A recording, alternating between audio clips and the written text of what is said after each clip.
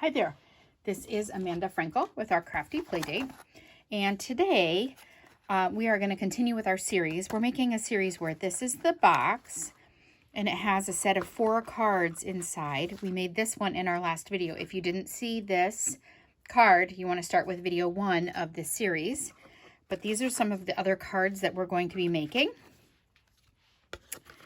So we're going to make all 4 of these cards. These 4 cards fit in this box along with envelopes for all 4. So, and we're going to make the box also. So we've already done this one. Today we're going to do this one here. I'm going to put the rest away for now so I don't end up covering them. So today, in addition to learning to make this card, which is really not that hard, but kind of cool, in addition to this, you're also going to get a cutting instruction. So stay tuned. After I'm finished with the card, I will talk more in depth about cutting this piece so that you can get more out of your paper, because I'm sorry, but as much paper as I have, and I should show you my wall of paper, as much paper as I have, I always like to save it a little bit so that I have more to work with. So let's get started on this. The base on this card is evergreen. And while I'm doing this, I will talk to you about this. So this is just an 8.5 by 11 cut long ways. And that gives you the same size card as if you cut it the other way. It's tricky that way. Then this paper is the designer series paper that comes with this suite. So this is in the annual catalog, and it is called the Bloom Where You're Planted suite. This stamp and die set is called the Plentiful Plants, and it's these. The dies, so I only used the To a Dear Friend stamp in this. These look like they're stamped, but they're actually cut straight from the designer series paper. So look, this is the terracotta plant, and this is this little plant here. And the dies in this bundle, excuse me, I had the hiccups. Perfect timing. Coordinate with this paper. So there's also a die for this in the bundle, and it cuts that out. And in addition to having the dies that match these stamps, all these little plants and things in the bundle, it has some cool little pots. These are some little pot holders, little planters. So it's got all kinds of different dies in there that you can use. But today we're not using any of those. We already used them. So we are doing the plants and the pots. This is just a little tiny piece of the designer series paper. It is a 2-inch by a 1/2 inch piece. Oh, that's not it even. Yeah, that's it. Okay, so it's 2 inches, and I just cut it so that it's about 2 bricks. So it's super easy to do. So let's get started. This is a 3-inch by 5.5 inch piece, and it covers this whole side like that. See that? Actually, it's going to be a little long. So I'm going to show you a trick on that too. And this is also the designer series paper. Now it looks like I used a piece that would be 4.25 by 5.5 underneath there to cover the whole thing. And I didn't want to use that much paper that's not going to show. So we are just using, so this is 1 inch by 5.5, so it's the entire length of your card. And because my eyes are old, am I going to get that to work? We'll just grab another one. So my glues get abused. They do, because I leave the lids off and stuff like that. Okay, let's try this one. Yeah, there we go. Okay, so we're going to put a little bit of glue on here. Oh my goodness. Yesterday when I did a video, or the other day, I had a glue explosion.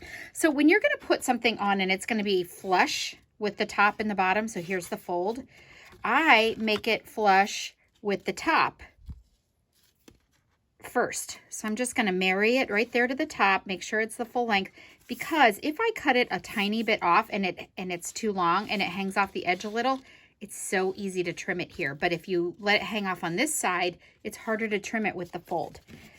So I don't want to do that. So since I don't want to do that, I have 3 glues open in front of me here. And not a single one is going to work for me.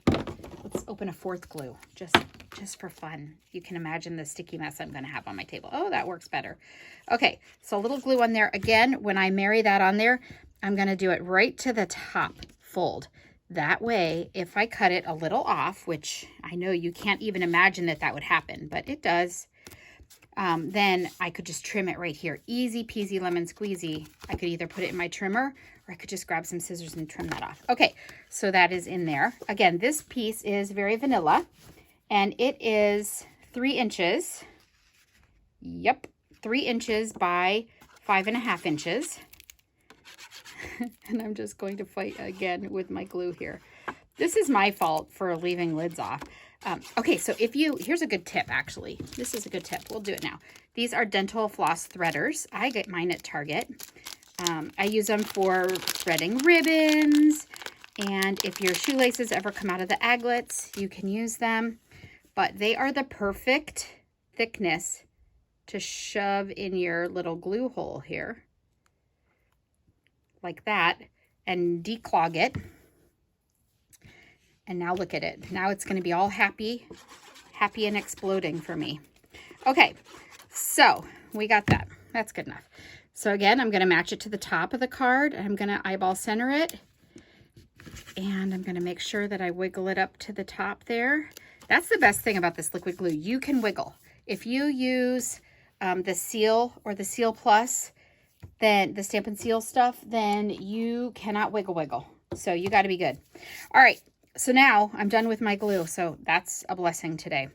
All right. Now I'm going to go ahead and add my shelf. So my shelf, again, is this piece. Is it that one? It is. Okay. So it's this piece. And what I'm going to do on here is I'm going to use dimensionals. I'm only going to put them on the very edges.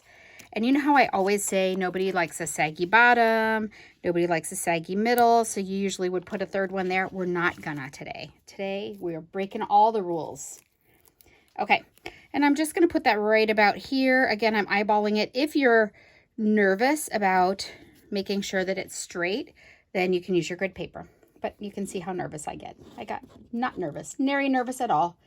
All right, so we are gonna be using this pot, and then for these plants, I use the die on them. I cut them out of the shimmer vellum. And so if you look in video 1, I show you where in the catalog that is and what it all looks like. But it just gives it a little bit of a sparkle. And so it's kind of fun. So I did 2 different things on this. The first one, I put dimensionals under my plant. This one is going to be glued straight down. Or it's not, no dimensional there. If you ever do that, by the way, stick a dimensional on. You don't want to, you don't have to worry about it. You can use a little thin bead of glue here to get your plant to stick on there. Make sure you do shimmer side up. Shimmer side is hard to say. And I'm just gonna hold that there for a second, glue it to my hand. Okay, I'm gonna put a little extra glue on here, on this pot. And now I am just gonna wiggle it under here right next to the dimensional because my dimensional is right there and I'm going to stick it straight down. You don't want your items hanging off the edge of your card because then you might have trouble with it in the envelope. So you don't want to do that. All right, this pot is up on a dimensional like I originally thought. So the way to get it, so I'm going to show you here. I could have glued the plant right to the pot like I did here and then put the whole package on a dimensional, but instead I wanted the plant to look like it was deeper into the pot. So the way to do that tricky trick is put your dimensionals on your pot, and we're going to use 2 here because I'm feeling generously dimensioned here. All right, and now when I go to stick my plant on, I can stick it on just partially onto that dimensional. It's gonna hold, the dimensional is gonna hold the plant on, and it looks deeper now into the pot. And again, I'm just gonna wiggle right there next to the dimensional, and I'm gonna stick that on. So that was easy, right? You're agreeing with me so far. And I'm just saying that. I don't know if you're agreeing or not, but I'm gonna go with that. I am going to be using the To a Dear Friend stamp and Cajun Craze ink. Oh, really? The way I knew that Cajun Craze would be one of the colors that I would want to use here is sorry, I had to concentrate. I just looked at the back of the paper, and the paper has a list of all the colors in this designer series paper, and so I knew it would match really well. So I grabbed that, and now I'm going to put it on dimensionals. So this is also an awesome thing. This is dimensionals that I pretty much have finished most of them. I cut them down for classes, so that's why I always have these little pieces, these little pages, so that people don't have to share. But I can just put a strip. I didn't need to break that off. I can just put a strip right down the middle, and those are just the edges of the dimensionals. Those are, you paid for those too, right? Those are also sticky dimensional stuff. So you can use those edges also. Normally they all come off at once, but I have already cut them. So, okay, so there you go. That goes right up there, and our card is done. That's all she wrote. It's easy, so easy. And then I would put just a panel inside here, a vanilla one. If I have one handy, I'll show you. Well, I don't, but if I did, I would put one right in here, and it would be ready to write, and it's done. And also great for feminine or masculine, no worries. Now, the cutting tricks. Okay, so remember that this piece that I need is 3 by 5.5. That's a great size for a center of a card like that when you're going to use dimensional tricks. But if I were to cut it out from here, should I get a different color? No, this is going to work. If I cut it out of here, normally this is 11, so 5.5, you'd think, oh, you'd cut it here and get 1, 2, and then it's 3 inches, so 3, 4, so that's 6, and this is an 8.5, so you'd get 4 out of each piece, and then you'd have this big long area here. If you cut it in a different way than what you would normally think, I'm going to grab a different color paper. Hang on one second. Well, I'm not going to grab another paper, so ignore me again. All right, so if you were to get a different color, you'd be able to see it better. But so I was getting 4 out when I was cutting the 5.5 right here, and then 3 and 3, and then I had 2.5 pieces by 11 that was left over. If you cut your paper, instead of cutting it this way, if you cut it this way and cut, so we're going to go ahead and do that so I can show you. So we would have gotten 4 out of the other one. Let's see how we do this. If instead of cutting it here at 5.5, if I were to cut it here at 5.5, the lengthwise, I'm going to set that aside. This is just your standard 8.5 by 11. So that was 5.5, and now I need 3, 3,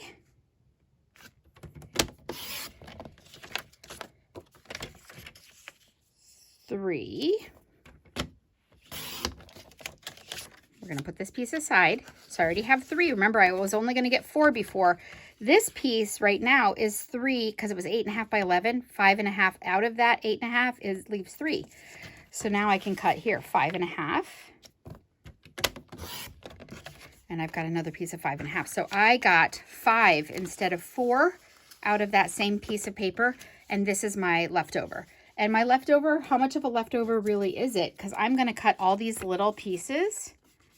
I'm going to have enough of these little pieces that I could easily cut 5 of them out of here to do the 5 cards that I have cut. So it's a lot less waste. Okay, so you are all set. Thank you so much for stopping by. Be sure that you tune back in to see all of the other card videos that are gonna come with this series and the box. You definitely want to learn how to make this box. It easily holds 4 cards with dimension to them and envelopes, and yet it's still pretty low profile, and it would be great to just leave, you know, at a doctor's office when you go in for an appointment, just to thank them. So there you go. Stop back in. We'll make some other videos, and we'll see you soon. Have a great day.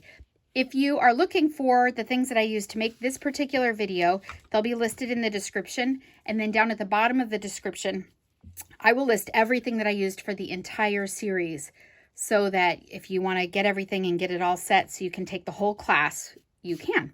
Thank you so much for stopping by. Bye-bye.